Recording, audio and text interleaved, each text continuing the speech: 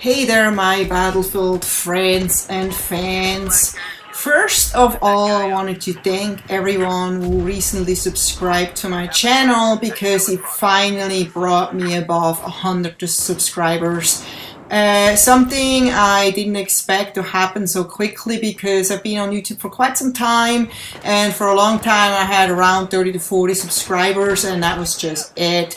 But I have to admit I also didn't have as many YouTube videos as I have nowadays, and I have more time lately to do videos since I work from home now, and when I'm off I'm already home. I don't have to commute, which is really nice, so I have my evenings are much longer and I have a lot more free time now than when I was commuting, and I was losing like 4 hours a day just commuting.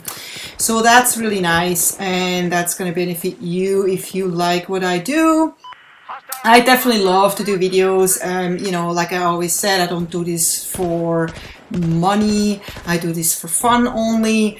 And that's why when you see a video of me, it's because I was doing it with passion. I really wanted to do this video. I had fun making it, and I have something to talk about because otherwise I'm not making videos. As you can see here, I'm dealing with a lot of spawn campers here, and I tried to do a really exciting video, tried to like put together a really good video from Caspian border, and even though, you know, we had a lot of great matches, or I was in a lot of great matches, there's never as much excitement in Caspian border as it is in Gulf of Oman or Operation Firestorm.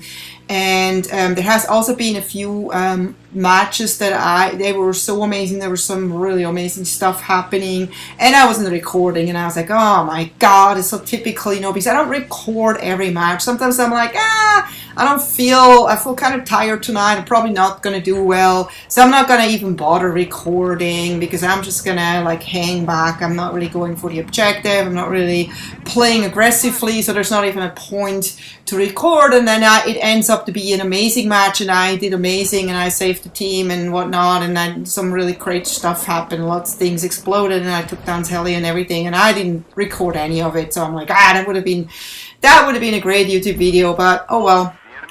It just happened to me yesterday again. I had one of those matches where I just felt like Rambo, and I didn't expect it. It's just, you know, it's probably like, you know, messing with your mind when you do record. You feel like I have to do good, and then you know, because you're under this pressure, you play differently than when you just play casually, and you're like, it doesn't matter if I do well or not do well, and all of a sudden, because you're more relaxed, you do better. And oh, look at this guy, I should have been rolling over this guy, and oh my god, you know, taking a flag with a tank is always kind of like an ordeal, and the tanks are just so clumsy, and they're not even as powerful. You know, I always like LAVs better because they have amazing weapons, and they're so fast and agile, and you can really roll over somebody, and you don't get stuck as much. With tanks, I always get stuck. But anyway, I'm getting totally off subject now. But, you know, I wanted to thank you guys again who subscribed to me recently and got me over 100 subscribers. And look at this. I'm telling this guy to please get onto my tank because I'm going to take him. But he doesn't get onto my tank, and I'm still waiting for him to maybe join me. But he decides not to, and maybe that's a good thing. Maybe he knows I'm not a good tank driver, because somebody's gonna come here and probably blow me up in a minute. Did I just squish him? No, I don't think I did. Yeah, well, yeah, he did have C4 on me. I guess the flag carrier kind of knew that, and he was like, screw her, I'm not gonna go with her, she's gonna get me killed. And you know, that's exactly what happened. So anyway, you know, I try to help out our flag carriers whenever I can. When I'm in a vehicle and the guy is running with the flag, I try to get to him and offer him a ride. And you know, the other day, you know, even though we don't have any freezing issues anymore, and Battlefield runs amazingly good since the last update, and you know, if you've done the fixed that freezing issues, this game runs absolutely amazing. It runs the way we were expecting it to run. from day one. But like every video game, this game will never be completely flawless. It's just, you know, something that's normal, that there is always going to be a few bugs. There's always going to be situations that the developers can just not foresee. When you think about the millions of players that play, everyone plays different, and there's so many different things happening. So what happened to me the other night is that I was running the flag, and we were waiting for our flag to be returned, and it was about to be returned, but I had like enemies on my heels, and they were coming from all directions, and I was like, I'm not gonna give up this flag. So there was this guy like offering me a ride with a helicopter, which is usually a good thing, you know, if you're the flag carrier and you're in a helicopter, you can get far higher enough for nobody to reach you, and, you know, be kind of out of sight and safe. So I got onto the helicopter, and it was a big mistake because that person wasn't a good pilot and flew us into, actually got stuck in a building that I was kind of in, and tried to get onto the helicopter. So the helicopter got stuck on the building and couldn't get away from the building, and so that it was just kind of like idling on the building, and that kind of crashed the game. And it was just like one of those games where it was one of those amazing games. And I actually did record that one game, and I tossed that recording because I was like, nobody wants to see like a game that's amazing and then abruptly stops. You just think about, you watch a sports match, and like, you know, it was amazing, and you're about to win, and then it's like, oh, we're gonna not show you anymore. So I mean, that's not fun. So you won't be able to see that video, and I'm sure you won't mind, but I just wanted to say that, you know, things like this can still happen. That doesn't mean that the game is broken. That just means that the game behaves like a normal game. It has bugs here and there, but, you know, they happen once, you know, in a while, maybe once a month or so, and it just, you know, things like this just happen.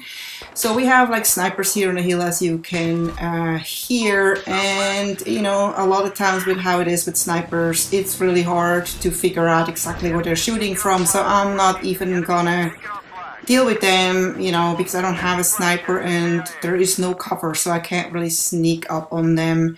So I'm just kind of ignoring them, you know. As long as we are doing well and we can defend our flag, we don't really have to worry about the sniper. So, you know, don't go and get yourself killed if you don't have to. So to something else, I decided recently that I won't get Titanfall, or I won't pre-order it. I may get it sometime later, maybe, I don't even know, but I don't really have any interest.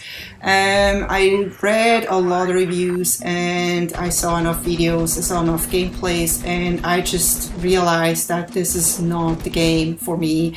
And, you know, a lot of gamers also are disappointed in it. And, you know, I said like a couple of months ago that this game is, I feel like this game is overhyped, and this is exactly what they now figured out. A lot of gamers figured out this game is completely overhyped. It's definitely not worth $60. I mean, you get a multiplayer to play $60. This game is a game that, you know, a lot of people play for a little while, and then they go back to Battlefield and Call of Duty and everything, and they won't play this for a long time. It's just not a game that is long-lived, and it's also way too hyper. It's way too fast-paced. If they would have it at half the pace, maybe it would be more enjoyable, but it's just crazy. And, you know, as much as they want us to believe that, you know, it's the first time that we're playing Titans in a multiplayer, it's not true. There was other multiplayers with Titans years ago, a couple, 3 games even that I know of. There are single players with Titans and soldiers. It's nothing new, and, you know, they heavily borrowed from Crysis and Halo and Call of Duty. It's kind of like a mix of all of them. And yes, they really tried to make a good game, and it runs smooth, and the weapons are good, but at the end it's just basically another Call of Duty. And there's really not, you know, if you have a single player that's basically a multiplayer, that's a lot of people are kind of disappointed in that too. There's a lot of people that do enjoy single players, and they want to play a real story. They don't want to have a single player that's not really a single player. So anyway, another thing is this game is definitely not worth it for you to run out and get an Xbox One, because you can get it on 360, and you don't need an Xbox One to play this game. There's no point. So if you can't afford an Xbox One yet, or if you're not sure about it, don't fret it, don't sweat it. wait until you really want a game that is no longer available on 360, or if less and less people are going to be on the servers, and the servers of the 360 multiplayer games are going to be more, going to end up empty, then yes, you may have to seriously think about getting an Xbox One. And my prediction is still going to be by the end of this year, fall, or even Christmas. The Division doesn't come out until December, so most likely I think most of you that have a 360 right now, I would say you can safely wait until next Christmas until you get an Xbox One, and then it's probably gonna be time for everyone to have to switch. And until then, it gives you enough time to save up, and hopefully until then we have better looking Xbox Ones, and maybe if we're lucky the prices even kind of come down. Unfortunately, they're not going to want to give up on this Kinect, so we're always going to be forced to buy the Xbox One with the Kinect, and then just put the Kinect into a drawer or whatever we want to do with this piece of nonsense. But at least if they came down $100 with the price, or even just $50 would already help. So we'll see what's gonna happen there. So the game that I'm really looking forward now, well, first of all, I'm looking forward to the Naval Strike DLC, which is coming out most likely next week. This is at the end of March. I would assume it's going to be next week, because we already have the 18th today. So I'm really looking forward to that, and I already heard some rumors about a next DLC after that, which is going to be all urban warfare, which is going to be really cool, where we're going to have shields, riot shields, where we can run around with riot shields that are stopping the bullets and stuff like that. So that's going to be really cool. So I'm definitely gonna look forward to the upcoming DLCs. And my game that I'm really looking forward for next is Wolfenstein. I'm really stoked about that game. That's coming out in May. So I hope you enjoyed this little match, and I hope to see you next time. Take care. Bye bye.